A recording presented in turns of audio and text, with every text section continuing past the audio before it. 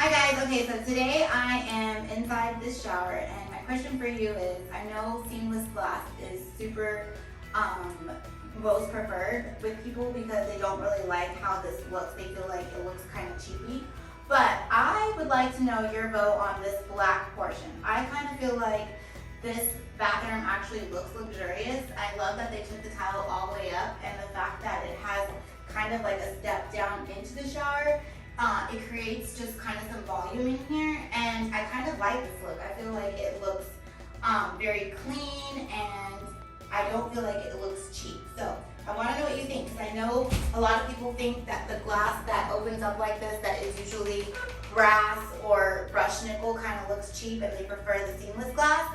But here they've done it in black, and I kind of think it looks really good with the black hardware and the mixture of the metals and the black in here, and again, they took the tile all the way up. So I want to get your opinion on this, and I think that this is a great alternative. I know that they do sell at Home Depot for those that do have the brass already. They have like the paint that you can paint over metal, and you can actually get back black paint and paint it and kind of transform your restroom to possibly look somewhat like this very inexpensively without having to replace your glass. So I want to know what you guys think. I hope everyone is living just fancy.